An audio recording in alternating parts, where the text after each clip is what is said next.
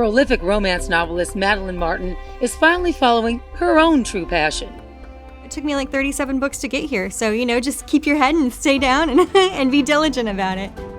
Working as a business analyst and churning out 6 to 7 Harlequin romance novels a year was a head-spinning start to fulfilling her dream of being a writer, but gave her little time to do what she really loves, writing historical fiction. My running joke was kind of that I was a full-time mom, full-time business analyst, and full-time writer. Her days as an analyst became numbered during COVID, and the result was her first historical fiction novel, the New York Times bestseller, The Last Bookshop in London. Her newest novel is inspired by the true history of America's library spies of World War II. Martin takes us from Lisbon, Portugal to Lyon, France during the war as we follow the stories of 2 brave women who were willing to risk everything for the cause of freedom.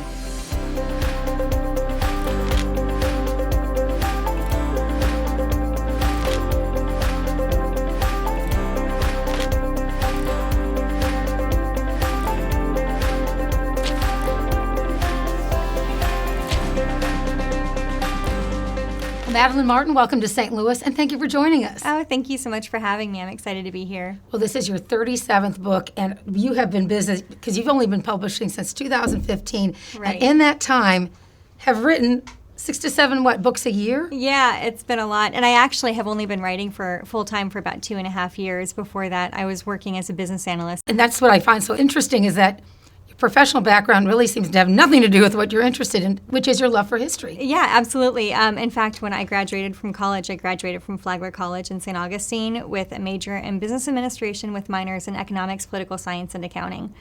And now I write historical fiction. So I know what got you into writing, but could you tell our viewers and readers what got you into writing? Yeah, I've always loved history. I spent about 12 years in Germany total growing up, and I've loved history ever since. And I've always loved reading as well, although my mom will say otherwise. She said they used to have to pay me a penny a page when I was little, but I don't remember that, so it doesn't count. So an entrepreneur back then. Yeah, exactly. So I've always thought it would be so cool to be an author, but for me, thinking about being an author is like thinking about being a movie star. Like, it just felt so unreachable, and so I never thought that it would be an actual career, and the fact that I'm doing it right now here, it's like living the dream for real. And it's motivation for others who might be in the same thought process. Absolutely. And clearly, it took me like 37 books to get here. So, just keep your head and stay down and be diligent about it. So let's go back a little bit, because you mentioned your background as a professional, but then Outlander comes along. And yes. That really motivates you. At the same time, you're getting laid off, correct? Is that happening at the same time? Oh, no, or actually, came first? Reading Outlander was when I was pregnant. So I read Outlander when I was on maternity leave with my first daughter, and that's sort of what got the ball rolling for me, just kind of thinking, oh, it'd be really cool to write a romance. And so that's when I kind of started writing in the first place. And then as far as when I decided to write full-time, that was over 2 years ago. It was right before the pandemic, actually. Unfortunately, my department just didn't have very much going on, so I was laid off. And at that point, I'd been writing quite a few books, and my husband and I talked about it, and we just decided it would be better for me to try writing full-time. And so I did, and then that's the year that I wrote The Last Bookshop in London, because I had the opportunity to really do significantly more research and do a full historical fiction, and that book hit number 8 on the New York Times. So yeah. What was that feeling like? Oh my gosh, it was really incredible. It was, I remember in the very beginning of my writing career, we had to write down what we wanted for our dream to happen with our writing, and at that time there was a really big competition called the Rita, and so I said, oh, I want to win the Rita, and somebody said, well, don't you want to hit the New York Times? And I was like, that'll never happen. So it felt, again, it's just almost like being an author for my full-time job. It felt so completely unreachable that I didn't even think that I could even write it down on a piece of paper and hope that could someday happen. So it's incredible. And let's talk about that. Here you go from working with numbers, yeah, and accounting, and as a business professional, to going to something, you loved history, but did you have a passion for writing? And once you start writing, what's that process like, especially in the very beginning? So this one's kind of a long story, but when I actually first started writing, I brought my very first book that I'd written to a meeting of romance authors, and we traded manuscripts, and I realized I was not very good. And so I spent the next 5 years, I didn't actually try to get anything published. I just spent the next 5 years learning everything I possibly could on writing. So I went to workshops, I listened to DVDs and sometimes tapes because it was, really that long ago. And I got as much information as I possibly could. And at the end of those 5 years, I wrote a new book. And that one I submitted to, my friends said, oh, you have to submit it for contests. So I submitted it to contests, and I finaled in all 3 contests, and then I won first place in all 3 contests. And then from there, I got my agent and my first 3-book deal. Wow. So, yeah. So I think for me, I really wasn't ready. When I first started writing, I had the passion, but I didn't have the skill set. And learning is something I've continued to do. I actually just recently did an immersion with Margie Lawson, who does amazing workshops in writing. I recently did one of those this past summer, and it was like, oh, yeah, all that stuff that I forgot. It's been so long. Let's go back to history. And World War II is a part of the history that you like to write about. You've done this several times. And it's for a lot of people. Why do you think that it is? I think a lot of it has to do with it's probably the darkest period in our history that really feels near enough to feel like it resonates with us. Because even though, unfortunately, so many survivors from World War II are passing away now, there are still some who are alive, and that makes it feel like very connected to us. So that's part of it. But I think the other part of it, too, is the amount of bravery and hope, and the people who were able to find workarounds for no food and to still live their life. I mean, it really is just absolutely incredible. And what about your background of living in Germany as a child? 100%. Living in Germany, getting to go to those museums firsthand and getting to experience a lot of like the footage and just everything that was on display, and even really listening to talks, because we would have people who would come forward and give discussions about the wrongs that were committed in the past, and to make sure that this never happens again. It left a very profound impact on me. Sure, I'm sure it did. And you had empathy for them in both time periods as well. Madeline, we don't want to give out any spoilers, but share with those who are wanting to read what this book is about. So this actually was inspired by the librarians who were enlisted by the American government to go to neutral countries to gather intel as far as clandestine newspapers, manuals, pamphlets, things like that, to send back to America. So I thought it would be really interesting if she received a coded message that would sort of, launch her on an adventure. And so I have my other character, who is Elaine, and she works with the French Resistance, actually working the printing presses that make those clandestine newspapers, and she's the one who creates that coded message. So this is their story. Right. Tell us about all the details that you talk about. For instance, when they were talking about typing the codes on silk, which I'd never heard about, I thought that was so fascinating. And the way that they did it, I thought, how clever. Did you learn this on your travels? How did you find these things out? Actually, I found that out. That particular piece I found in a nonfiction book. I read dozens and dozens and dozens of nonfiction books when I'm working and doing my research. And it's really interesting, all the little details that will come out. And I have a little spiral notebook perpetually by my side that I'm constantly handwriting all of my details in. And really just finding those little nuggets, I love to slip those into my books, because I feel like those are the real everyday life sort of things that get lost. They kind of get sifted through the cracks when, books are being published. And so that's the kind of thing that I love to really share. Those details make a difference, don't you think? They really do, absolutely. I remembered it. Yeah, absolutely. And even like the Victory red lipstick with Ava. Very specific though. Yeah, you told the make, was it Estee Lauder? It was Elizabeth Arden. Elizabeth Arden, yes. Yeah, and it was modeled after the Montezuma red, which were the red lipsticks that were included with the government issue compact that came with the uniforms. And that red, I didn't go into so much of the detail, because you have to, simplify it and make it very succinct. Not simplify, but make it succinct. It actually matched the red piping on the women who were in the Marine on their uniform.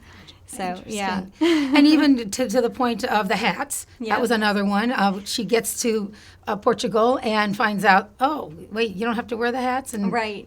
But that's what she was told before she went, right? Exactly, yeah. And that's because, the whole culture in Portugal really was completely sort of revamped by all the refugees coming in.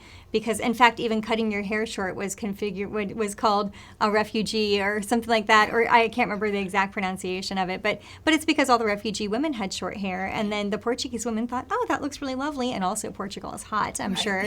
Oh, that sounds lovely to not have all this hair on the back of my neck. And so, yeah, so it's really very interesting. You know, you don't think of Portugal as a big part of World War II. You hear, of course, about Germany and France and Austria and other countries, but on Italy, but not Portugal. So why did you end up setting it in Lisbon? Well, specifically Lisbon, because Lisbon and Sweden both were neutral countries that the IDC agents, which were the librarians who were sent to these neutral countries to gather intel, that's where they were sent to. And I decided to just go with Lisbon because I figured between those two, that's just kind of where I went, because I didn't know anything about Lisbon. I didn't know anything really even about Portugal, especially during the World War II, which for me was like challenge accepted. And so it was so fascinating really getting to learn so much about it, especially with so many of the refugees, and these were Jewish refugees trying to escape the Nazi occupation, and they were like almost in a holding pattern in Portugal, waiting for transit visas, exit visas, all these various kinds of visas. And countries really were not accepting a lot of refugees in. Part of it was because of the fifth agent, where you have, possibly somebody who comes in as a refugee, but really they work with the enemy and they're, infiltrating the country, which of course is America always worried about that because of it really kind of being so separate from everything going on in the war. But unfortunately, the other part of it is anti-Semitism as well, which of course they would never say. So rather than say, we don't want to have any more Jews coming into the country, they really did just make significantly difficult amounts of red tape for people to get through to be able to come in. So going to Lisbon really had to bring it to life for you. Oh, it really, really did. And it's just, Lisbon is beautiful. Yes. I've never been to Portugal, and so having the opportunity to go, it was just amazing. And, one of the things that I like to talk about is the Calcata. I don't know if I'm pronouncing that correctly, but it's this limestone and basalt mosaic of stonework that's just all over the city. And everywhere is totally different. And it's handcrafted. Like, you could actually see the men working on it. And it's just beautiful. And if I were just writing this and looking at pictures, I would, of course, still incorporate it into my book. But having walked on it and knowing how slippery it is, it really makes such a big difference. Lisbon is called the City of Seven Hills, and that is indeed true. There are a lot of hills, and I love my Rothies, and they don't have really great traction. And when you're walking, it's very slick. And fortunately, it didn't rain while we were there, but I've been told that when it does rain, it's very, very, very slippery. And our main character, she does slip and slide a little bit. Yes, she does. And she unfortunately is wearing heels because nobody had warned her. So you did your research in 2021, and traveling during the pandemic, was that frightening at all to you? It wasn't frightening so much. I will say that I believe Delta had just kind of coming out when we were going to Portugal. But I was like, well, when I come back, even if I have it, or we made sure we had insurance everywhere we went. So if we had gotten it there, we had insurance that would make sure that we were taken care of while we were there. My mom was watching the kids, so I knew that they would be okay. You weren't worried that you might be stuck there in quarantine? If I did, I figured I would just work. I'm mobile. So I wasn't too terribly concerned about that. It would have been more of an issue for my husband, although at that point, he's still mobile too, because everybody's still kind of working from home. And so I think, for me, the worst part about it was really having to do 5 PCR tests in the course of 2 months. And France was the worst. They set it in your nostril and they just leave it for 30 seconds and everything liquefies in your head and just kind of, it's awful. And then they do the next nostril and it's... Good to know. Yeah, exactly. Although I don't think we have to do it anymore. But Good. Oh, my goodness. Oh, you couldn't go to Lyon, could you? That's correct. Well, so initially I was really wanting to do both countries for the cost effectiveness of it. To fly to Europe one time versus twice is obviously a huge price difference. So France opened up and I thought, oh, well, maybe I should wait and see if Portugal opens up. And then I thought, no, it's open now. This book is due this time. I need to really go and do my research. So I went to Lyon, France, and I came back, and then Portugal opened up, and then right around that time, France closed again. So I am so grateful that I went on ahead and just I would say throw caution to the wind, but it's more like threw money into the wind and went to Lyon first and then did Lisbon as a separate trip. But it actually worked out really well. Because in hindsight, I worried that those 2 trips, if I had done them together, would have kind of blended together. So they were about a month apart, and I had very thoroughly plotted. So I always joke that I'm so type A that I'm Times New Roman 12-point font because I really do just plot everything beforehand. And so I had both characters completely plotted out. And after I went to Lyon, I came back and I wrote all of Elaine's character. And then I went to Lisbon and I came back and I wrote all of Ava's character. And then I just zippered them together. Wow. And then I read it from start to finish. And fortunately, I had plotted it out well enough that it all was seamless. Wow. Was that one of the easier books to write then, this one? I don't know if there's ever such thing as an easy book to write. You make it so easy when it's like an easy this. toddler, Well, it's interesting. So you'd spent, majority of your writing's been on romance novels and having romance in the book. This one has little to none. Why that switch? Why that keeping it more historical?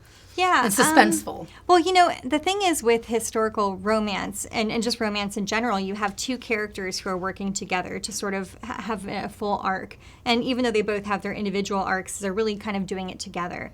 And so writing historical fiction, it really opens the door for me to have the opportunity to explore relationships with other people, friends, parents, things like that. And so I do have a little bit of romance in both of my historical fictions. And even with the one that I'm writing right now, I'll have some romance in that as well. But it definitely isn't the most top note part of the story. It definitely is sort of in the background. What is the most hardest part to write about? Is it the romance? No, I think the harder parts to write about, gosh, that's a tough question. I think really just what gets the most difficult when it comes to historical fiction is sometimes the research can be very heavy. And I don't mean like cumbersome, I mean like the topic can be very, very difficult. There are certain things that I've read about in my research that I would never put in a book. There are things I wish I never had read and didn't have in my brain and I'll never tell anybody about because I don't want to, give anybody else that. And I think that's sometimes the harder part of it is just because it can really affect your mood when you are reading a lot of that darkness. Or is ugly. Yeah, absolutely, 100%, which is why it really is so important to tell these stories. I don't share some of the really, really awful things that I've read because I don't want to go like ridiculous with it, but it's so important to still share so much about what did happen so that we always remember so that it doesn't happen again. Do you get attached to your characters? Absolutely. Yeah, and so if I kill anybody off and somebody starts crying and they're like, oh my gosh, how could she do this? Okay, well, I was probably crying while I was writing that scene. In fact, I've never been one of those authors who can like go to Starbucks and write because, if either I'm crying or if like one of the characters is mad, I'm like angry writing, and I'm sure somebody's sitting across the room thinking like, why is that woman staring at me like that? And I'm like lost in my head, like, so. What's your setup like when you write? So I have a sit-to-stand desk because these old hips. I'm not in my 20s anymore, and it definitely does help. Well, it doesn't get easier. I'm just letting you know now. Good to know. As a senior person sitting here. But yeah, so I have, I have like just I have like books all over my house because I'm constantly researching. I would say that I have a really great, wonderful schedule of time that I write, but now my new running joke is that I'm a full-time mom with this little writing gig on the side. So it's really between drop-offs and pickups and appointments and extracurriculars. And then that's when I kind of write in these pockets of time. So summer was very difficult. Now that school is back in session, I finally get a few hours of bliss. So that definitely helps with putting my writing time in. Right. And your husband's obviously very supportive. Oh, absolutely, yeah. I mean, I've been doing all of these trips, and he's been watching the kids the entire time. Like, even when I went to Poland for 2 weeks, he was the one who stayed home with the kids. Yeah. It's really sexist question because I probably wouldn't have asked a guy that about, oh, boy, your wife's really supportive. But it is time-consuming, and it's a different, don't you think being a writer, whether you're male or female, is a whole different type of beast? It definitely is because there is no 9 to 5 about it. Right. It's like I'll have book clubs sometimes at 10 p.m. that I'm meeting with, or I'll have book clubs at like 7 p.m. and the whole family likes to watch TV, and I'm like, well, nobody can watch TV for the next hour because I'm doing this book club. Right. So it does sort of come into play with a lot of aspects of my life, but I love it. I wouldn't trade it for anything. So when you were doing 6 to 7 books a year, has that slowed down now that you're going to history? Yeah. So now I'm nice doing to hear. It is, yeah. But so with the way it was Harlequin that you were doing, correct? Right. I was writing with Harlequin Historical, and I was also self-publishing some of my romances as well. So to do the 6 to 7, is there a formula for that? I mean, just making sure that I have it plotted out beforehand. And then I think like with just the fact that I'd written so many books at that point in time, it came pretty easily to me to write those. So were friends and family kind of surprised because here you are, the numbers business gal, all of a sudden you've got a whole new career. They all knew I'd been writing this whole time. Oh. Yeah, they'd always been so supportive. My dad even read my first romance that I wrote and everything. I mean, they're wonderful. So is it Manon? How do you say that? Manon. So was that hard to write? Oh yeah, that was so hard. And she's another person that I read while I was doing my research, and I read about her and I thought, her story needs to be told. And that was one where I did sort of vacillate, is this crossing the line of things that people maybe don't want to read about because it is too harsh and it is too real. Because it's usually animals and kids are the things that I can't. But with this story was really about Manon, and I thought her story does need to be told. And that's why I incorporated her into the book as well. So when you're doing this historical fiction, you're looking at books, what kind of books are you looking at in terms of, because there's always the regular historical kind of, I'd say boring, but to get into the nitty-gritty, are you looking at biographies? Oh, bibliographies, all the way. I go through those bibliographies, and then I look through their bibliographies, and really a lot of the books that I have are out of print, which is very sad because I feel like all of that knowledge is eventually going to be lost. And so I always tell my family, if I meet an untimely demise, please, my very extensive library at this point needs to be donated to like a university or somewhere where somebody will be able to make sure that students have an opportunity to be able to utilize this for ever, you know. I think about when you got a youngster with the age of digital and everything's quick. Are kids reading? I know my oldest does. My youngest is not a big reader, but I will say I have a ton of readers who are young still, like that will reach out to me, or even people who will say, I don't know about The Librarian Spy it is a little bit more of a raw book than The Last Bookshop in London was, but with The Last Bookshop in London, a lot of my readers had their teenage daughters read it, and then they loved it, and then their teenage daughters would send me messages, which was really sweet. Yeah, I mean, I'm so glad to hear that. I always wonder about Thank you. that. So you took your husband on one of the trips. You took, who was the other one you took? My daughter was on the other one, my oldest. Daughter, the husband, and now your mom went to Poland with you. That's correct, yeah. So my next book is set in Warsaw, Poland. It's called The Keeper of Hidden Books. And she came with me to Poland, and she was a trooper. Like, when I do these research trips, it's not like, oh, this is so fun and we're just going to enjoy the sightseeing. It's like walking 25,000 steps a day so I can get a lay of the land. Our tours that we did were between 8 hours and 16 hours long. We went to one museum for 3 days because it had so much information.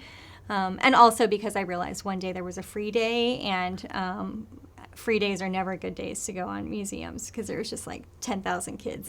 Sure. So are you taking notes constantly? Oh, yeah. Is that what you do? Are you physically writing? Yep, physically writing, constantly taking tons and tons of notes, and then every now and then having my tour guide handwrite something for me if it's somebody's name that, can you spell that, Right. The power of the written word really can bring people together. Yes. Have you found that from the feedback you get from your readers? Oh, absolutely. Just the fact that books mean so much to people, speeches mean so much to people. Even when you go on Goodreads and everybody has their favorite quotes that they've highlighted, words really are so incredibly powerful. And especially, regarding the French Resistance, we have these Nazis and they're, these oppressors, and they're taking everything. They don't even have food to eat, but they have words. And having that tool to fight back and have it be so powerful and effective, I mean, it's really just so inspiring. So tell us about the next book, and when is it coming out? So the next book is called The Keeper of Hidden Books, and it's set in Warsaw, Poland, during World War II, about two best friends. One is Jewish, and she gets forced into the ghetto, and then the other one is on the Polish side. And it's a lot about how books and libraries sort of come into play as well. That's all I can tell you for now because I'm still in the process of writing it. And it looks like it's going to be coming out summer of 2023, so coming next year around this time. Fantastic. Something to tease your readers and your fans with. Yes, So and it is. It's actually on Goodreads. It doesn't have a cover or a blurb, but I am actually writing little notes on there. So if people want to get updates, I've been doing little updates on there so people can read and see how it's coming along. That's good to know. It's nice that you can have that one-on-one immediacy with your readers and your fans. That's great. Madeline Martin, thank you so much for stopping by and enlightening all of us about how you write and sharing with us your whole your whole journey. It's been phenomenal. It Thank truly you. is. And the book, again, is The Librarian Spy. Thank you so much. It's been such a pleasure. Chapter 1, Ava, April 1943, Washington, D.C. There was nothing Ava Harper loved more than the smell of old books. The musty scent of aging paper and stale ink took one on a journey through candlelit rooms of manors set amid verdant hills, or ancient castles with turrets that stretched up to the vast unknown heavens. These were tomes once cradled in the spread palms of forefathers, pored over by scholars, devoured by students with a rapacious appetite for learning. And those fragrant, yellowed pages were stories of the past and eternal knowledge. It was a fortunate thing indeed she was offered a job in the rare book room at the Library of Congress, where the archaic aroma of history was forever present.